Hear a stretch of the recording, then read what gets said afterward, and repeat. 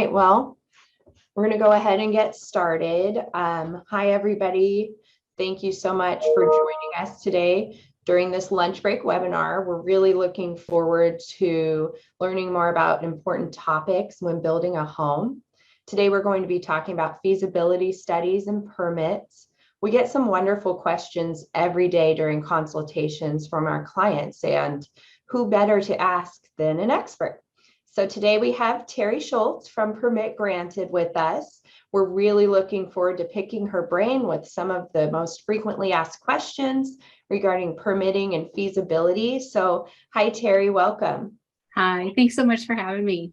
Absolutely, we're really excited. I think that this will be very beneficial for everybody watching and then those who watch after the fact.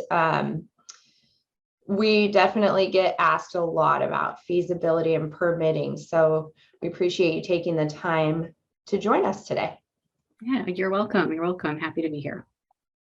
And I'm Miranda. I am in the Coval Tacoma office. With us, we have Joey Harmon. Joey's in the Tacoma office too. And we have Gary O'Neill is the other sales associate, and he's in the Port Orchard office. So we do want to be sensitive to our 30-minute time crunch.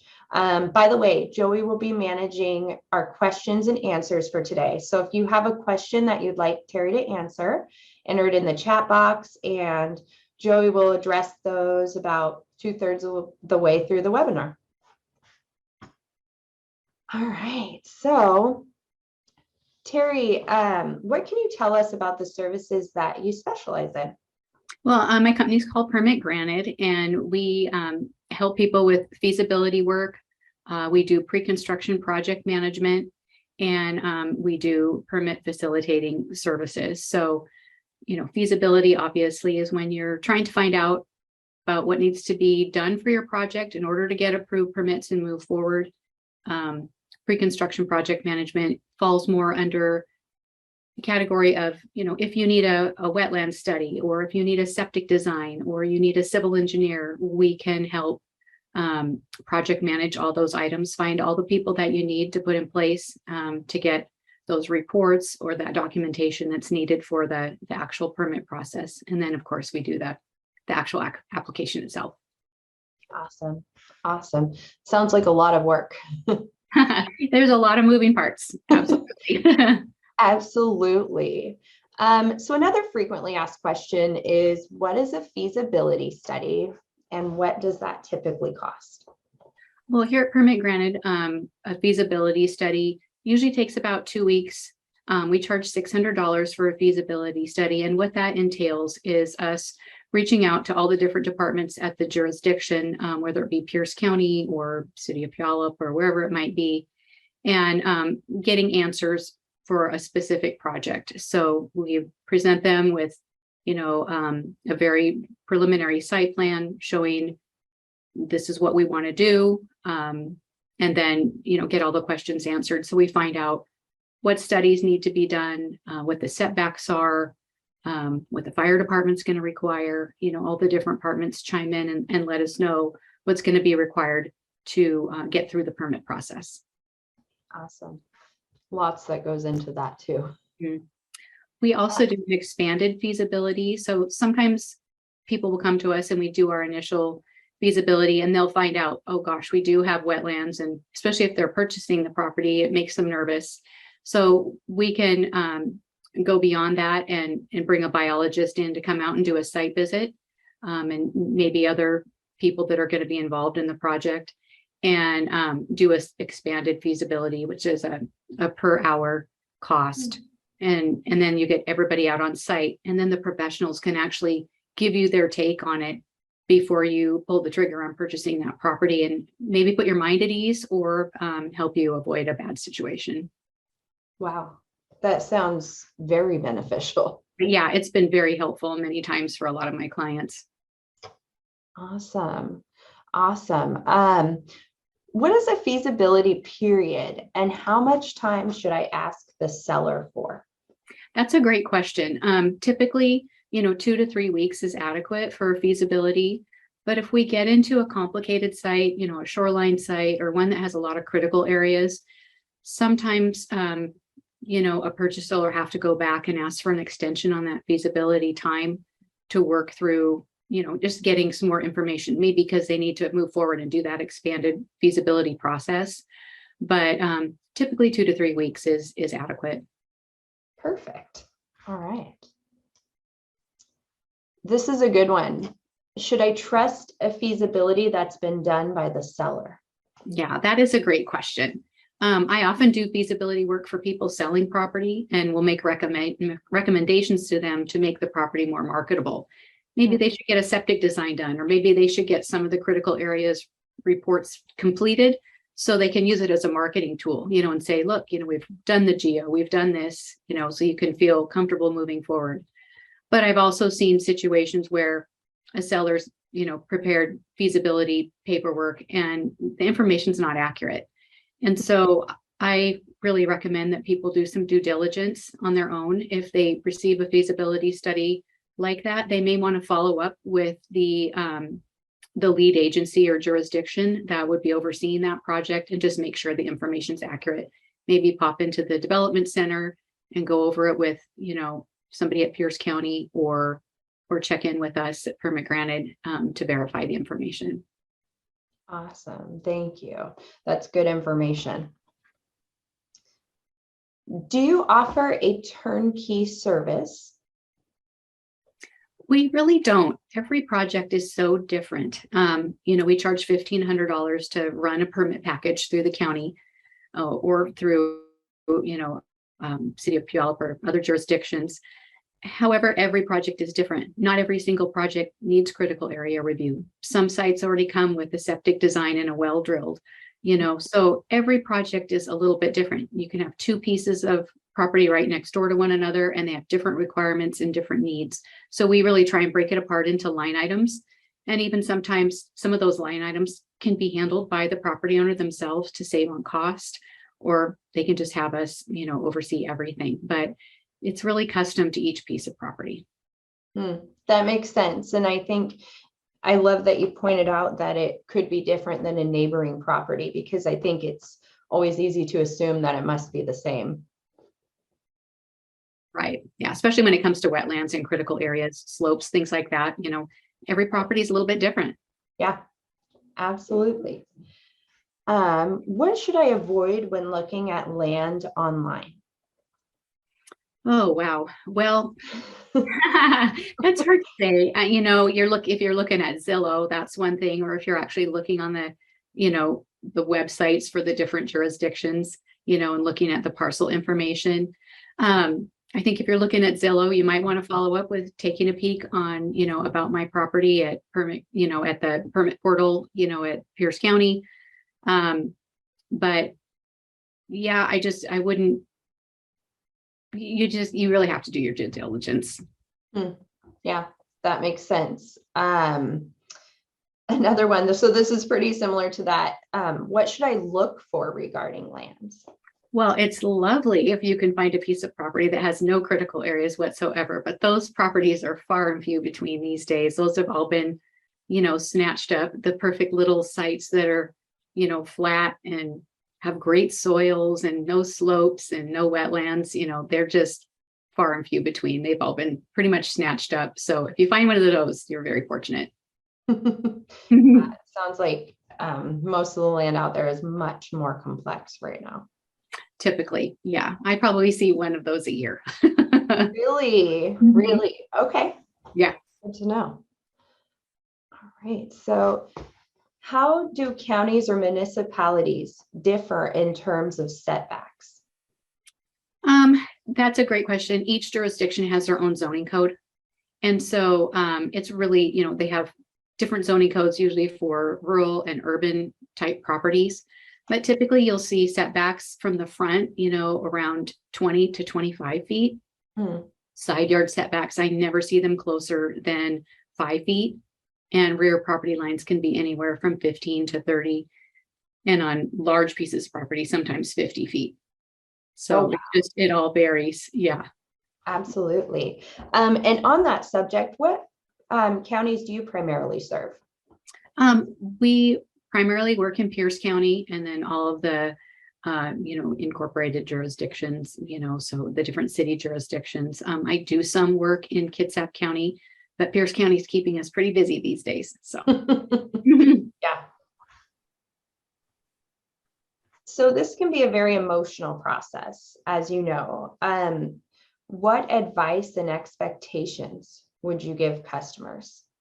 Yeah, I think the biggest one would be keep your expectations realistic. All the different jurisdictions right now are extremely, extremely busy. And so are all the, service providers and consultants and, engineers. So, what maybe 2 years ago took, 6 weeks to process is now taking 90 to 120 days. And so, and then gathering that information is taking longer too, to have a complete application package to turn in. Just engineers are really busy. Septic designers are really busy. So it's just taking more time. So those days of getting a permit through the county in 3 weeks, those are not happening right now. They're short staffed, and COVID really changed a lot of things over the last couple of years. So I think it's probably the best advice is to be patient and have realistic expectations. That's really good advice. I think that goes for the entire building process. Patience is just key. Yeah. And I think it's important that, we communicate with the client as the project moves along, so that as we go from one step to the next, they know what to expect. And we do our best to predict what that's going to be. But once the permit's in the county's hands, it's kind of out of ours. So we can send a lot of reminders and, poke around a lot and try but you get in line. So yeah. Absolutely. You touched on something that I just want to expand on. I get asked a lot too. What do I need to apply for a building permit? Mm-hmm. Well, there's a lot. Again, it depends on, what those critical areas are and what those requirements are.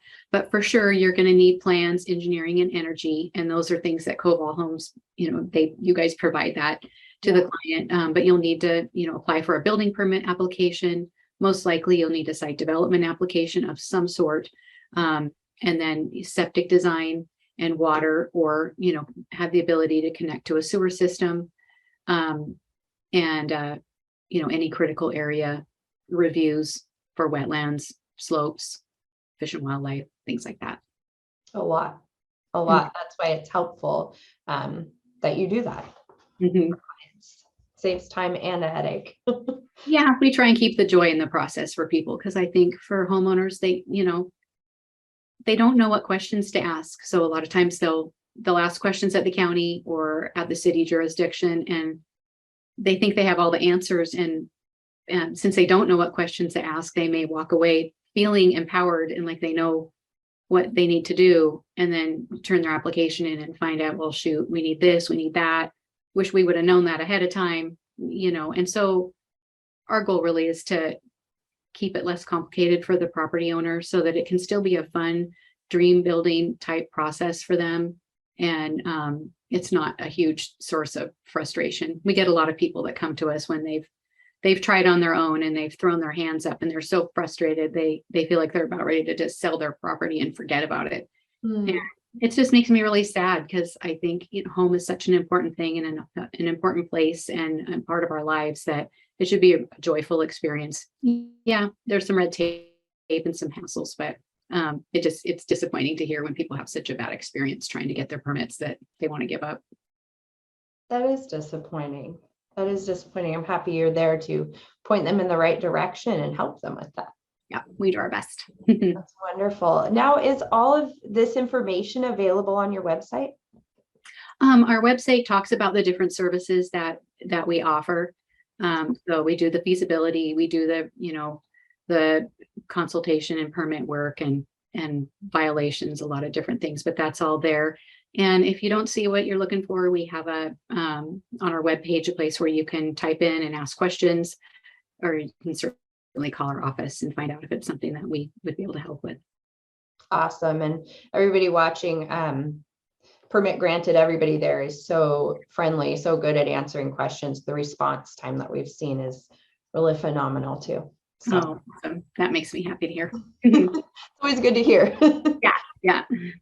So Joey, I see some questions coming in. Did you have any good questions for Terry?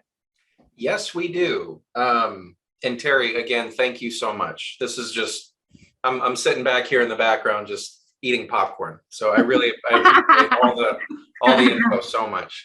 Genuinely. Awesome. Happy to do it. Yes, yeah, thank you. And yeah, we did have 4 or 5 good questions come in.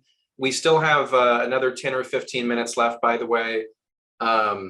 So any other questions, chat feature, Q&A to our audience, please keep them coming. If we missed a question, please do not hesitate to call or email your home consultant, whether that's myself or Miranda or Gary, or just send an email to info@covalhomes.com. info@covalhomes.com. But yeah, let's look at some of these questions. One question was, Terry, where are you located? I think we may have already touched on that, but just for the sake of respecting that question, where are you located? You bet. Well, our main office is located in Gig Harbor. And we work in, Pierce County and all the city jurisdictions within that county. Perfect. I remember you saying Pierce County has kept you very busy this year. It has, yeah. Okay, cool. Cool. Staying out of King County, right? That's the tough one. Yeah, it's just a long drive, and I don't know, they always lose my stuff. Right. Well, there's lots of work, and Pierce County is a big place. There's lots of work. It is a big place. Yeah. Okay. Another question was, how much longer will it take if I need the expanded feasibility study? Can you touch on? You bet. I guess what's a standard feasibility study? What is a more complex feasibility study? Right. With the standard one, I think I mentioned earlier, 2 to 3 weeks is usually ample time to get through that process. If we run into some, questions that need further exploration, that's when I recommend the expanded feasibility.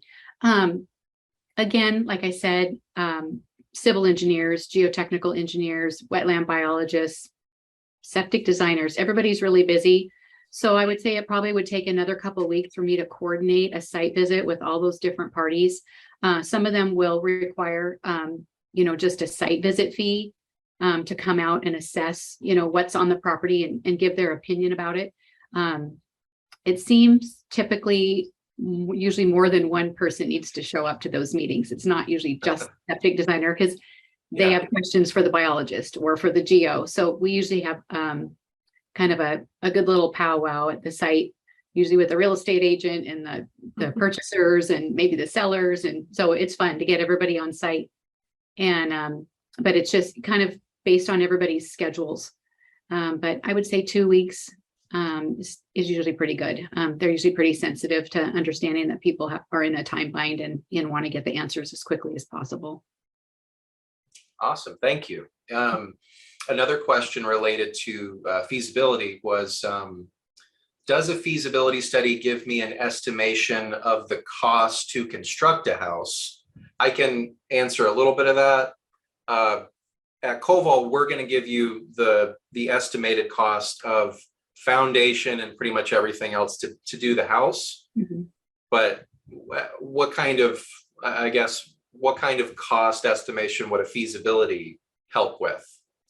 Yeah, we don't usually do project costing in that, but if we know exactly what Coval home they want to put on the property, we can get the cost of the permit fees through the county. I can just let them know what's living space, what's garage and covered porches. And they do that on they cost it out price per square foot. For site development plans, depending on if it's a basic all the way up to an engineered plan, there's different pricing for that. So we can do our best guess estimate as to what those permit fees are going to be. Giving them an estimate of what an engineer or a biologist is going to charge. That's a little bit harder, but we can ballpark it. Mm-hmm. So a lot of times I work with the same network of people. And so, I can get some of that information from them to help people make decisions about cost. Perfect. Yeah, that's kind of, we like to give people average costs. We have like an average estimated budget overview, but I mean, just the difference of you take a a 2 or 3 acre property, you could put your house right in the center or way on the other end and double or triple the cost of utilities. Mhm. So things like that, I think a feasibility study can help, where if you're studying the property and you go, well, we could build here and you got to look at this slope, Right. right? Or you're this far away from the road, right? Those are, so that discussion, I would imagine, does help on a feasibility study, right?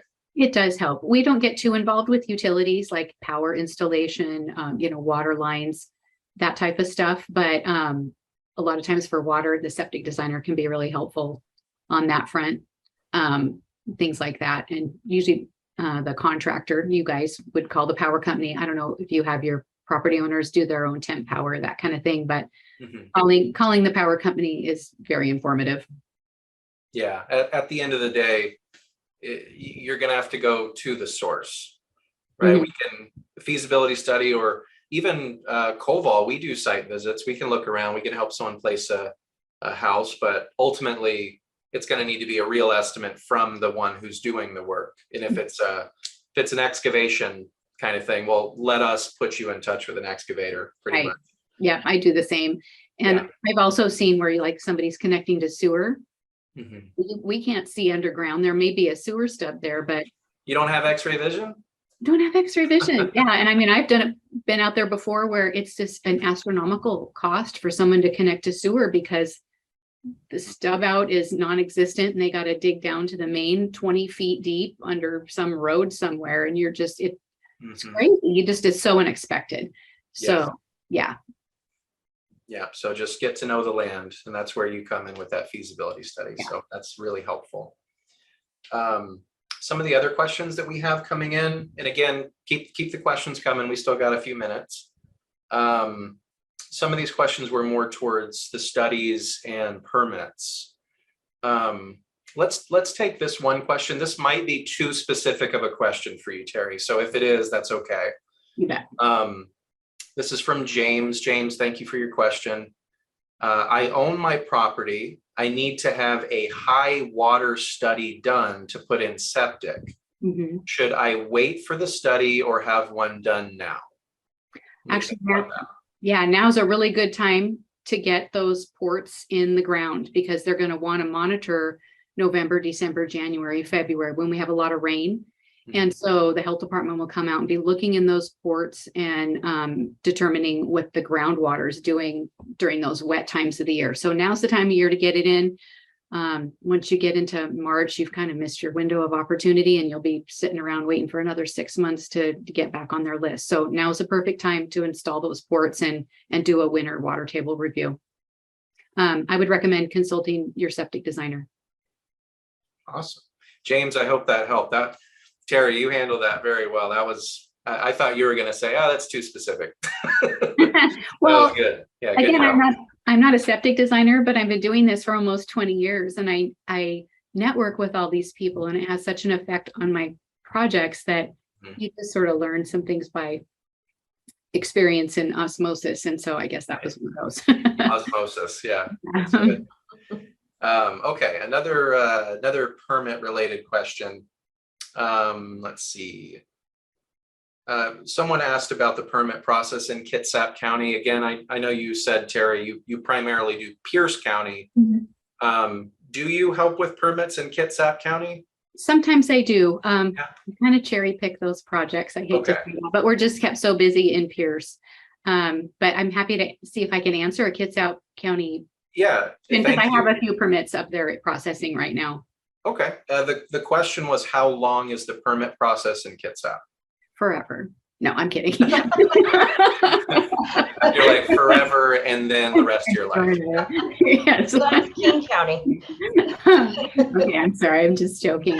It is a lengthy process there and it's really hard to get information.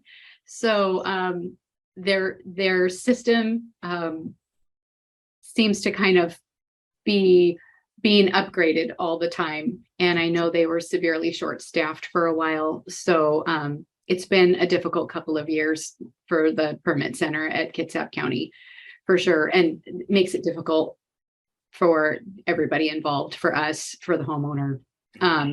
But if it's a pretty straightforward project, we can get through it. It's just that there's long wait times there. So Would you say Kitsap takes longer for permits than Pierce County? yes, I would. It does. Okay. Mhm. That's good to know. It's good to know what you're getting into if you're going to build a home. Yeah. Okay. Again, thank you, Terry, for all your really good insights here. This is great. This might be a record, by the way. We've had so many questions come in. Oh, that's awesome. Yeah, I was this is thinking great. that it's a lot. It's like, yeah, we have a full page here, so I'm Oh, just that's trying to cool. pick I love it. the best ones. Okay, let me see here. Should I do the feasibility study now? Let me see. Oh, James, we'll see you later. James said, thanks for the webinar. Bye, James. Yeah, we'll see you, James. Thank you. And actually that other question was from James. So James, I'll get in touch with you after the webinar. Thanks for coming. Okay, let me go back here to the questions. Let's see. Sorry, I lost my place here. Everybody loves awkward silences as much as me, right? My favorite. I think we actually might have gotten almost all the questions. I thought there was one more on here, but we may have already gotten that. I think, George, we got your question. Feasibility study estimation costs. We talked about that. Yeah, any other questions? We don't have to end right at 12:30, but please, if there's any other questions, feel free to post them up. But Terry, was there anything that we might have missed that you would like to say, or anything that maybe we didn't cover? Not really anything that we missed, but if anybody's interested in our services, feel free to call our office. You'd want to talk to Olivia. She's our lead gal that, takes everything in, our office manager. Or feel free to use our website if you have any questions about permitting.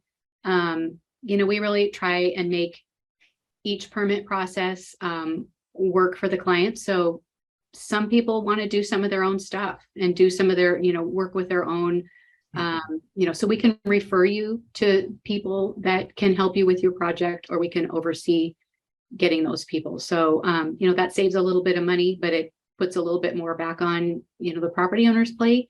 But we can kind of customize what we do to work for you and your budget. So I think that's important to me, that people understand that we don't have to do it all ourselves, but we can point you in the right direction, and then you can bring things back to us as they get completed so that we can help you get your permits submitted.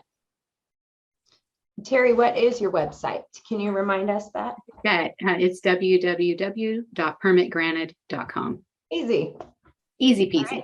I was on there earlier and I love it.